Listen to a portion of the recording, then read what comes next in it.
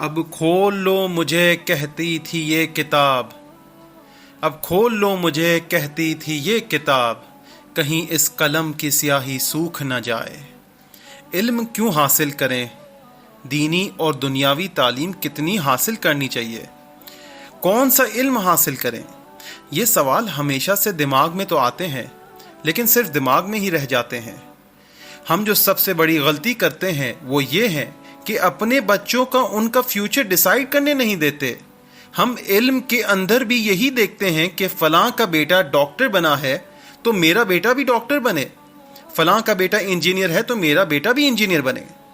ہمارے اسلامی معاشرے میں مختلف علوم کی ضرورت ہے جس سے مسلمان کی عزت اور قدرت محفوظ رہتی ہے۔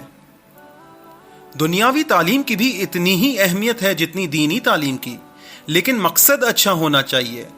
ہم پڑھتے ہیں صرف بیچلرز اور ماسٹرز تک، اور جب نوکری مل جاتی ہے تو پھر تعلیم کو اپنے نزدیک ہی نہیں آنے دیتے، اور پھر شکوہ یہی رہتا ہے کہ باہر کے ملکوں میں اتنی ترقی کیوں اور ہمارے یہاں کوئی ترقی نہیں۔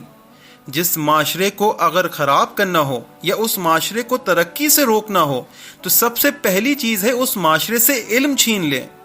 اور ہمارے اماموں نے بھی بہت تاکید کی ہے علم کے لیے۔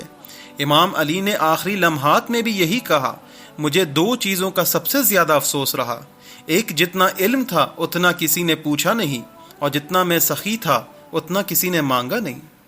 اور دوسری جگہ بھی یہی ملتا ہے کہ فرماتے ہیں کہ علم حاصل کرو جب تک تم مر نہیں جاتے۔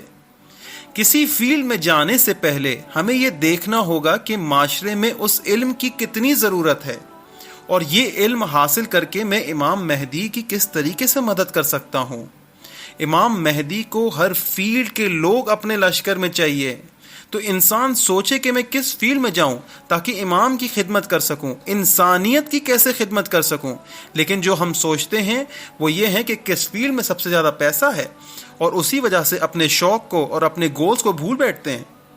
اچھے گولز بنائیے، لوگ تو 100 سال کی پلاننگ کرتے ہیں، آپ 5 سال کی تو کر کے دیکھیں۔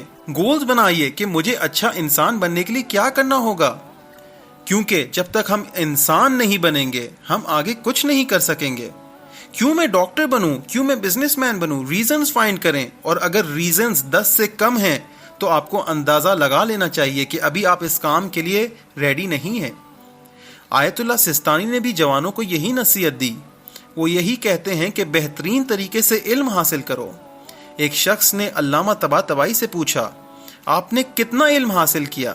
تو انہوں نے جواب دیا کہ ایک سمندر میں سے اگر ایک قطرہ نکالو اور اس قطرے کی خوشبو تک میں نے نہیں سونگھی تو اس چیز سے اندازہ ہوتا ہے ہمیں اور کتنا کام کرنا ہے، اور اپنا وقت فضول چیزوں سے ہٹا کر کچھ پروڈکٹیو پلاننگ کرنی ہوگی۔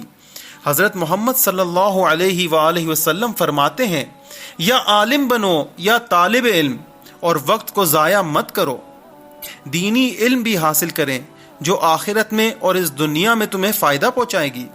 ایک شخص نے امام علی سے کہا کہ میں تاجر بننا چاہتا ہوں، تو امام نے اس شخص سے پوچھا، کیا تم تجارت کے مسائل جانتے ہو؟ تو اس شخص نے کہا کہ میں بعد میں سیکھ لوں گا۔ تو امام علی نے کہا کہ وائے ہو، جس چیز کے اندر تم حلال اور حرام کی تمیز نہیں کر سکتے وہ کام کیسے کرو گے؟ اور یہ ہرگز مت کرنا، کیونکہ تم سود میں یعنی پروفٹ میں مبتلا ہو جاؤ گے اور مسائل پر توجہ نہیں کرو گے۔ میرے عزیزو، دینی علم ایک خزانہ ہے، اور اس کی چابی سوال پوچھنا ہے، اور 4 افراد کو ثواب ملتا ہے۔ پہلا پوچھنے والے کو، دوسرا جواب دینے والے کو، تیسرا سننے والے کو، اور چوتھا طالب علم کے دوست کو۔